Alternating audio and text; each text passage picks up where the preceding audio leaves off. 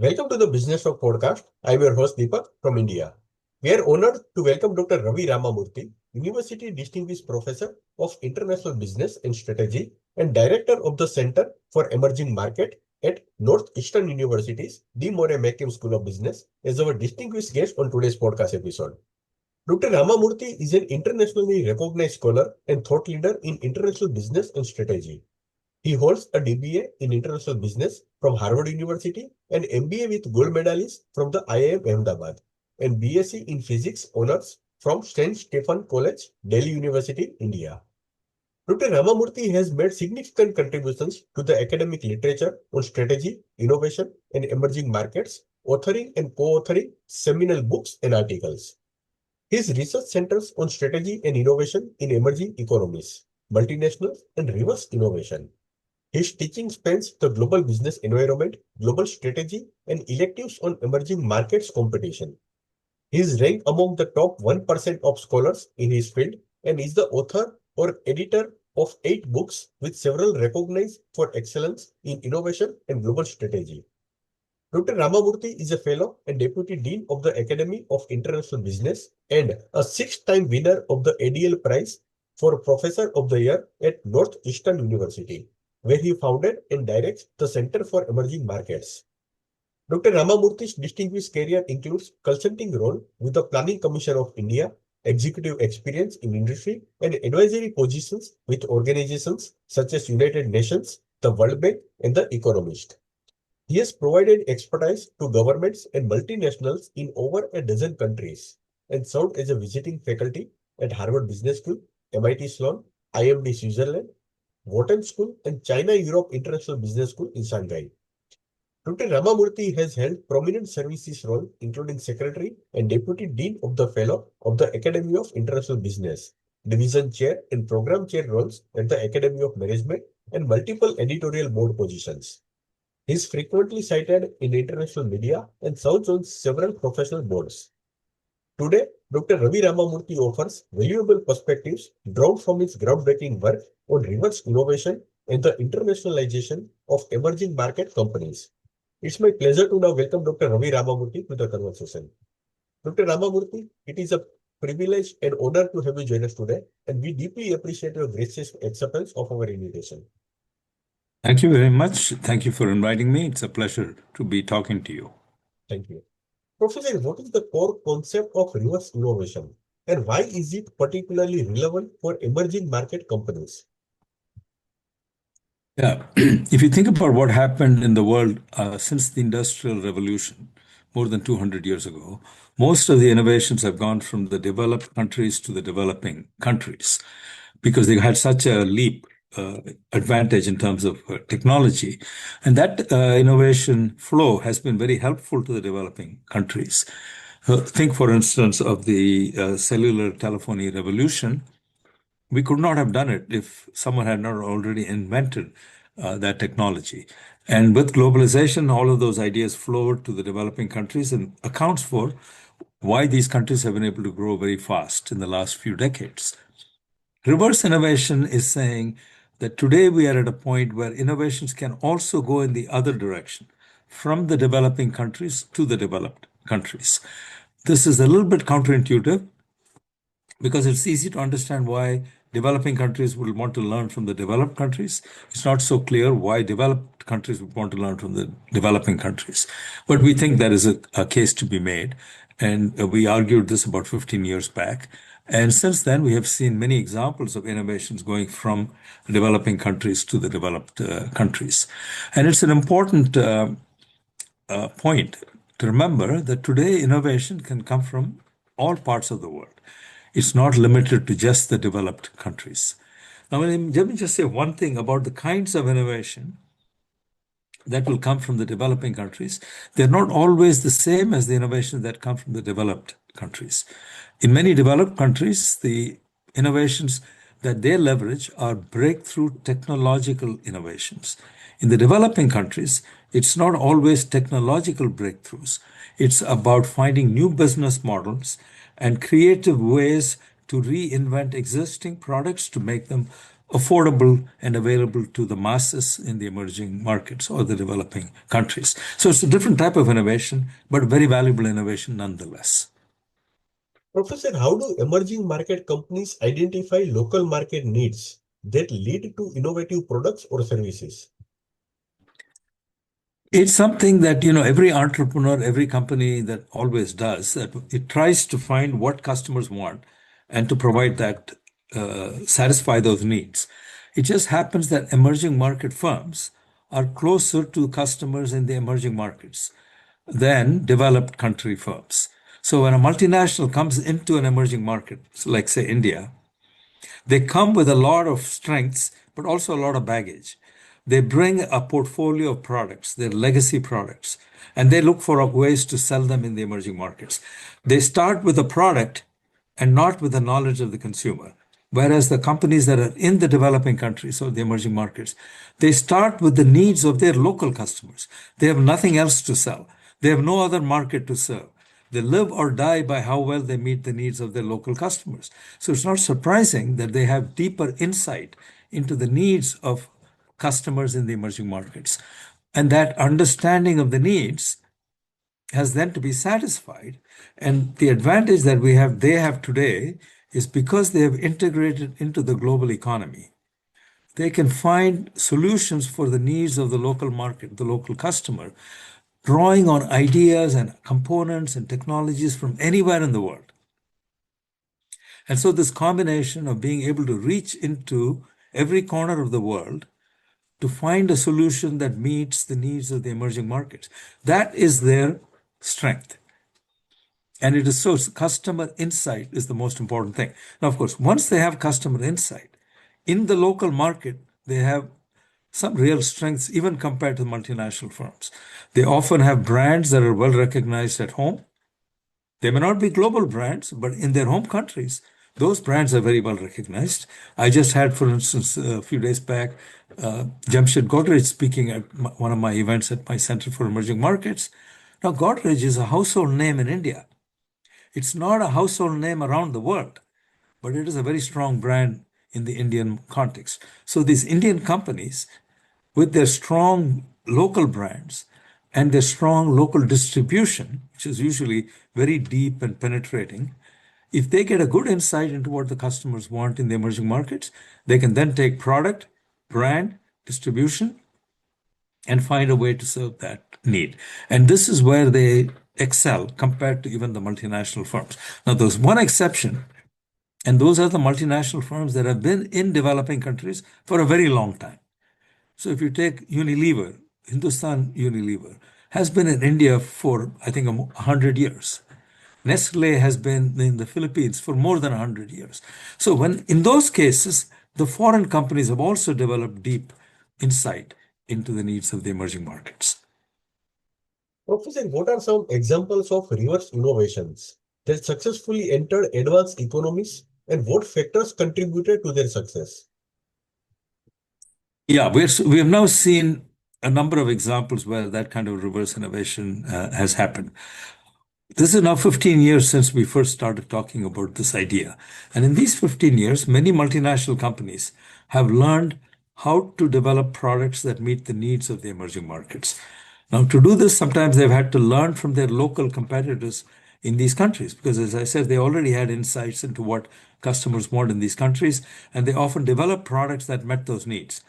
Realizing that if they don't have equivalent products, the multinationals have started to develop their own versions of these products tailored to the needs of the emerging markets.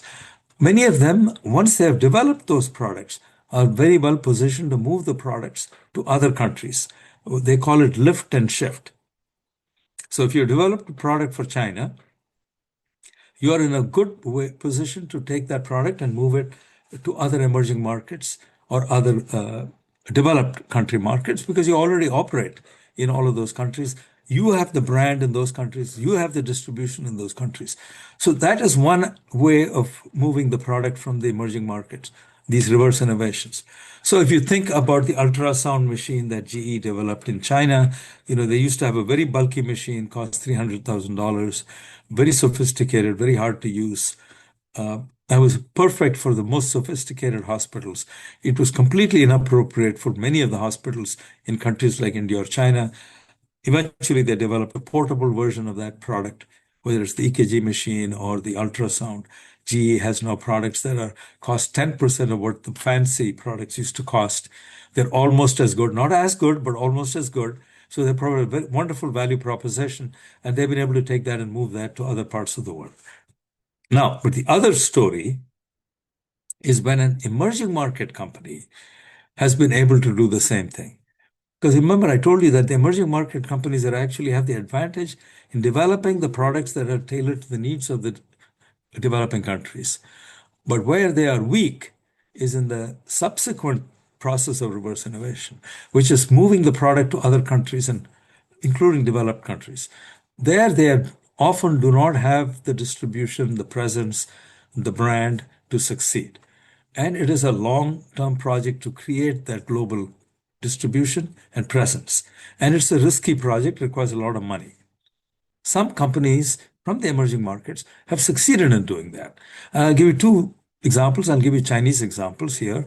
Huawei, that people I think now know very well, makes telecom equipment. Originally, it was cheap, inexpensive equipment for the Chinese market. Today, Huawei has built a global presence, except in the US, where it is not allowed to sell, but it has built a multinational network. It does R&D in many countries. It has production in many countries, including China, and it has distribution in all of these markets. So their products, 5G products, have gone all over the world. And they're working on 6G. And someday they will also be able to move those products worldwide. The other example I will give is in social media. Think of a company like TikTok. They developed a completely new format. It's, as you know, very popular in India, although it's been banned since. It also became very popular in the US. It has like 170 million users. There's strong opposition to TikTok in the US from Congress and regulators. But at the end of the day, today it is so popular with users that it's become very hard to dislodge it. And so everyone is looking for some way to keep TikTok in the US, even if it's not perhaps under Chinese control. So these are examples of important innovations that have gone from developing countries to the developed countries, and we're going to see more and more in the future. If you think of, AI, the company DeepSeek that I'm sure you've heard about, came and shocked the global markets when it first announced the product, and it's already being adopted by many users around the world. So I think what we thought was a rare and nascent phenomenon is now is becoming much more common and mainstream. Professor, how do cost-effective solutions developed in emerging markets give these companies a competitive edge globally? Because, when we talk about cost competitive products from the emerging markets, we're not talking of products that are just 10 or 20% cheaper than the Western products. We're talking products that are 80% or 90% cheaper than the Western products. Now, you tell me anyone who doesn't want to buy a product for 10% of the price that they used to pay for it. Who doesn't like that? What is not to like about it? Especially if the product has a lot of the functionality of the more expensive Western product. And I like to think of it as the 80-10 combination. You get 80% of the functionality of the product, but for 10% of the price. And for me, to my mind, that is like getting an 8 times the value of somebody in the West who pays 100% of the price and gets 100% of the functionality. And if I can, in an emerging market, get 80% of the functionality, but for 10% of the price, that's an 8 times as powerful a value proposition. So why this value proposition is going to have appeal globally? And what the Chinese are beginning to do is actually to produce products that are new to the world, that are having this high level of functionality for a very low price. So that's a very, very powerful combination. When you can get most of the functionality of the product for a 10% of the price, that's like somebody giving you a 90% discount. And that opens up a flood of demand. Professor, what unique organizational capabilities must emerging market multinational develop to succeed in global markets? Yeah, to succeed in global markets, they have to build a global mindset, which sometimes they lack.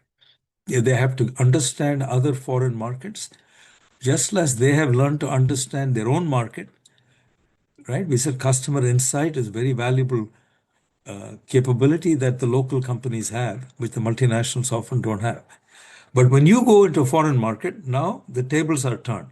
You are now dealing with markets where you don't understand their customers as well as you understand your customers back home. So you have to go through the same learning process that other multinationals have gone through. And you're going to make mistakes. It will take you time to understand what are the product features that are really important in those countries. What is the regulatory environment in those countries? Because at home sometimes the regulations may be lax, but when you go into the developed countries, they have very well developed regulations and enforcement capabilities. You have to be able to match all of that, and then you have to build the distribution. And if you're trying to get, for instance, space in the retailer's shelf, that's not easy. It takes a lot of money and a lot of persistence, especially if you're going to large markets like the US or Europe. There are very well entrenched local competitors that you have to now compete with. So, not all companies have got the deep pockets because internationalization usually involves losing money for a lot of years until you build up the scale and the volume to start making money. So you need the patience, you need the deep pockets, you need the willingness to learn, and you must have a strategy on how you want to internationalize. Where do you want to begin, and then how do you want to expand? You can't go into all markets at the same time. So you have to make some tough choices. And that's something that many developing country companies have struggled with. China has, over the last 15 years, because of a deliberate policy with state support, succeeded in bringing a lot of its companies into the global arena. So they have now, for instance, almost as many Chinese companies in the global Fortune 500 as there are American companies. So they have pulled that off. India has some ways to go. Companies in Korea and Taiwan and Singapore, they have done it also to some extent. But Indian companies have a long way to go. Professor, how do reverse innovation challenge traditionally assumptions about the flow of technology and innovation globally? Yeah, I think one assumption that it challenges is that the only valuable innovations are technological innovations. That is the latest in the field of science or technology that you have to somehow break it, and only that is a valuable innovation. What the developing country firms have been able to do is also innovate in cost, low cost production, and often involves process innovation, and that is very valuable because that is how you get the cost down to 10% of the cost of the developed countries. And similarly, in addition to process innovation, they've been very good at what we call business model innovation. A good example of that is in wireless telephones, the cell phone services that you get in India. You pay about 1 cent per minute of calling or less. Here we pay 30 cents per minute. And it's using the same equipment. It's Ericsson's equipment and Nokia's equipment. In India, same thing in the US. Why is there such a large cost difference? Partly because of the business model used by Indian operators. They have a lot of prepaid users, which means they get the money first before they provide service. They use mom and pop shops to sell the minutes. They use electronic digital systems to do all of the accounting and tracking of customer usage. And they don't have big offices. They don't have much paperwork. So there's lots of innovation in every piece of the how the business is run. And all of them contribute to lowering the cost without lowering the quality. So that's why they're able to provide these tremendous value propositions. And you see that kind of business model innovation in many areas. and often led by local companies. So there is, the innovation has to be done in a lot of different ways. You also have to do the innovation in a low-cost way. So what we call frugal innovation. That means you have to do the innovation in low-cost countries. You can't invent the low-cost solution for India sitting in a high-cost country like the US, right? So there are all of these elements come together to bring down the cost, and therefore that becomes a huge competitive advantage. Professor, what role do cultural and local insights play in shaping reverse innovation strategies? Yeah, I mean, the customer insight, as we said right in the beginning, is a very important part of the innovation process.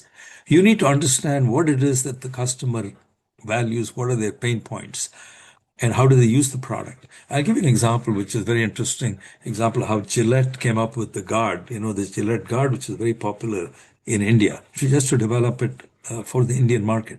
They saw India has a billion plus people, but their penetration with their expensive razors was very limited to the very people at the very top of the economic pyramid. To get these insights, Gillette sent a team over to India, and they spent a lot of time understanding how people were using razors in India. And they found, for instance, that one of their typical customers, they had to get up at 5 o'clock in the morning to go study this customer, because that's when this customer was shaving, 5 in the morning, because he had a long day ahead of him. He had to go to work. He had to be ready before 6 or 7. And so at 5 o'clock in the morning, he's using a broken piece of mirror to see where he's shaving because he doesn't have access to the bathroom.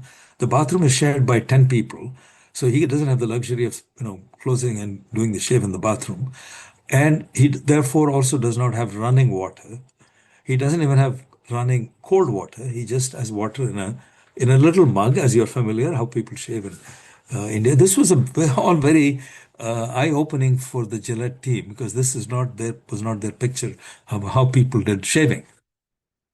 They also found the Indian consumer, the man, was not shaving every day, was shaving every few days, and therefore their hair was very thick. And they found that the most important thing for the shaver was not to get cuts and nicks. Because with the old system, with the blade which you put in with the two edges, and they would shave, and they often got lots of cuts. I remember my uncle when he would shave when I was a kid. At the end of every shave, you'd think he'd gone to battle because he'd come back with so many cuts all over his face. So they wanted to make sure that you didn't get any nicks and cuts. At the same time, had to be able to shave through thick hair. And so they found they needed to add a little comb-like feature to the razor so that it kind of streamlines the hair before you start to cut it. They also found that he didn't want as good a clean shave as we want in the West. So there was no need to have 5 blades. Besides, if you had 5 blades, the hair would get caught between the blades. There was no way to be able to rinse it and get that hair out of that blade. So it had to be a single blade. It had to have a comb, but it still had to have a flexible head so that as you were cutting, it did not give you those nicks. It had to be lightweight. They didn't want heavy handles like we have in the West.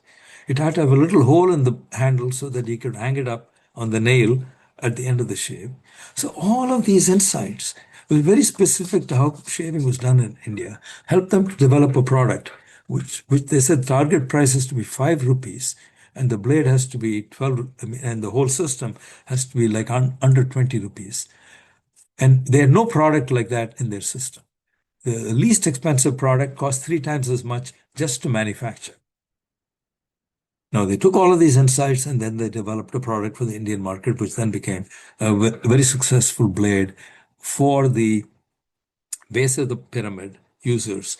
And their hope is that as they got more prosperous, they would move up to the more expensive models. So, this is a long answer to your question, but it is that kind of insight that multinationals have to get. And the same story about, Pampers, diapers for China. Procter and Gamble sent a team over, and they spent nights, with Chinese families, and they learned that they don't have too many kids because it's a one-child policy. There are not that many kids, but in the same household as the child, there is not only the parents but also grandparents. Sometimes two sets of grandparents living in the house. So if the child woke up at night crying because it wet itself, you had not only the child up and the parents up, you possibly had four grandparents up. So a lot of people were losing sleep if the child didn't have a good diaper. So they said, aha, therefore Chinese are actually willing to pay a little bit more for a quality diaper that will allow the child to sleep uninterrupted through the night and allow everybody else to sleep uninterrupted throughout the night. And besides, a child like that has slept well will do well in school, and education is such an important uh, motivation for the parents. Now they factored all of this into account, decide what kind of diaper, what quality of diaper, what pricing of diaper. So that's the kind of journey companies have to go through to get these insights. Professor, how can multinational companies based in developed markets learn from the reverse innovation models of emerging market firms? Yeah, this is where, the multinationals need again a mindset shift. If you go into the developing country thinking, I have all the answers, I know everything, and I can teach them all kinds of useful things, but there's nothing for me to learn, then you will not get these insights. So the first thing is humility, that you have something to learn from these local customers and from the local competitors. That is I would say, the most important mindset. A second mindset is accepting the idea that a product that is not the very best in the world, but is maybe it does 80% of the functionality. There's nothing wrong in making products like that. Because the mindset of the multinational and the engineers and the R&D folks in those companies is, I want to make the next product to be even better and even greater than the one I made before. They are not excited about the idea of making a product and making it that much cheaper, especially because a cheap product they fear it will cannibalize their expensive products. So they will be creating a product that will end up reducing the sales of their existing products.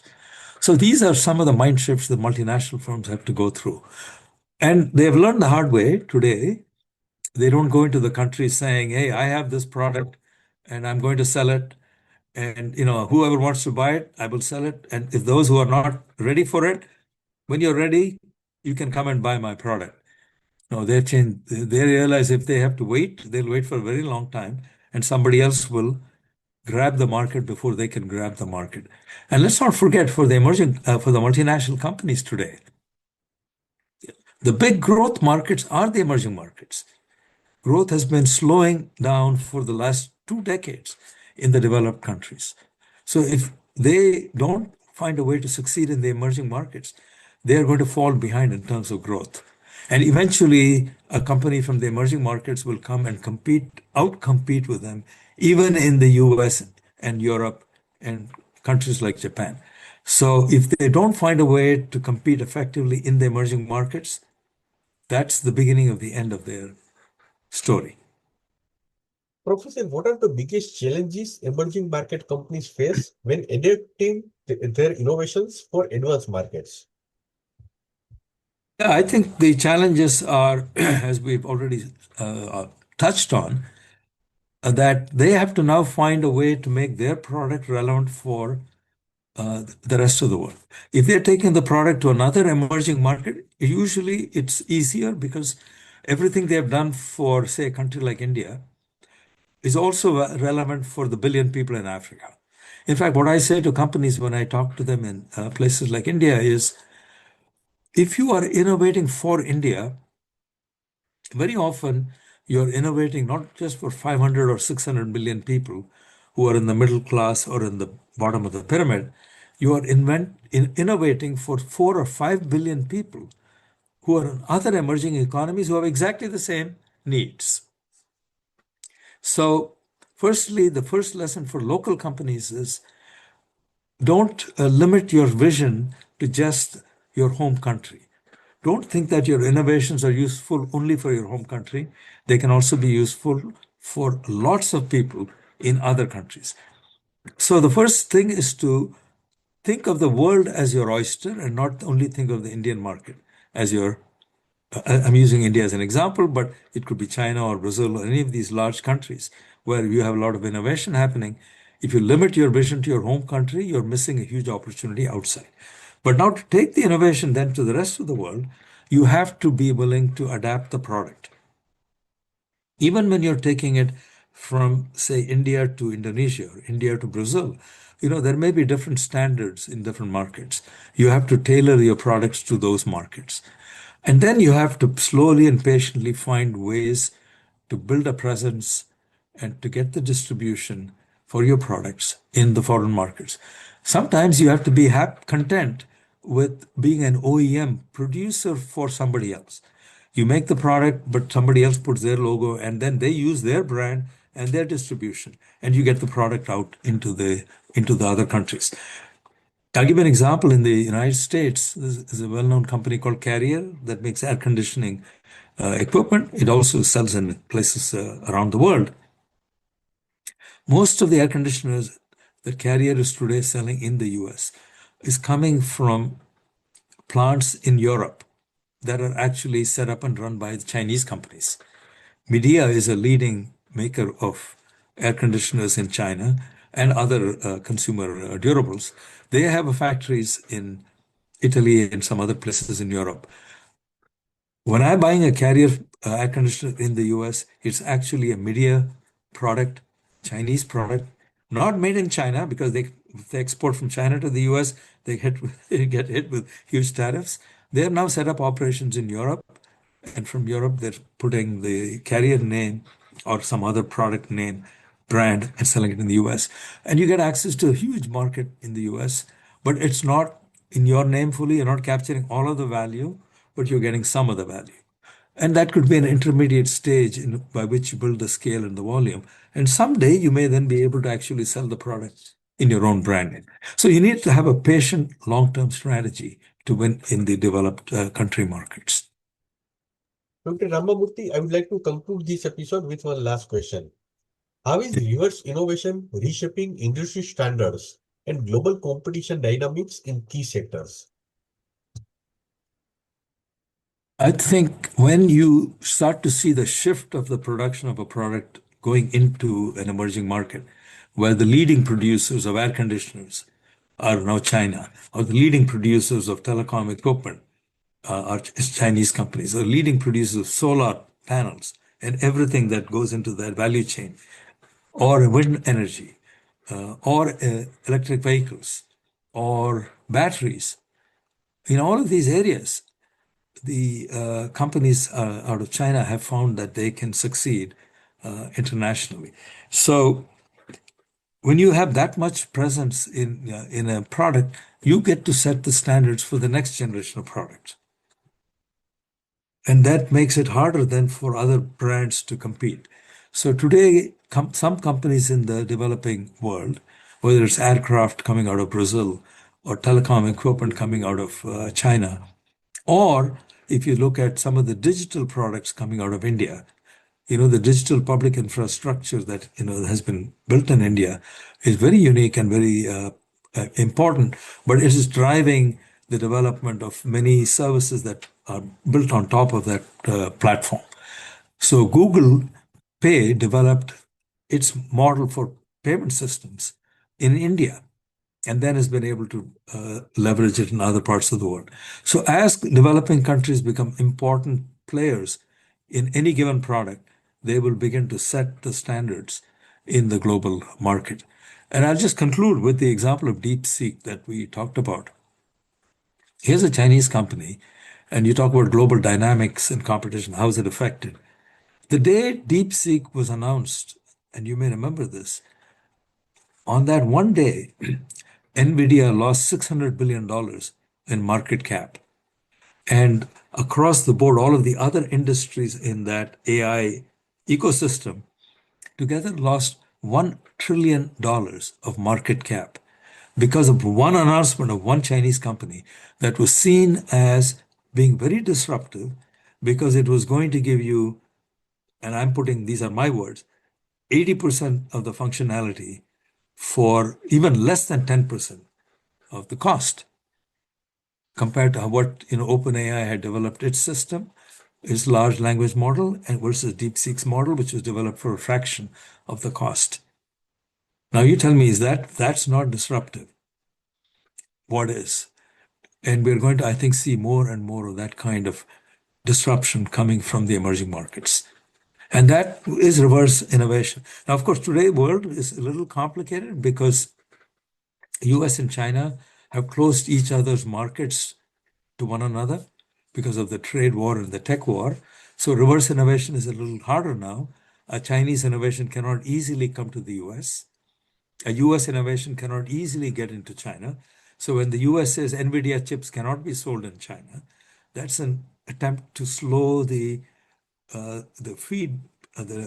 innovation cycle that normally happens globally, where American companies learn from Chinese companies and Chinese companies learn from American companies. That process has been disrupted. And so the spread of reverse innovations will be different going forward. But I don't think, at the end of the day, a good innovation will eventually find its way into the rest of the world. So I'm optimistic.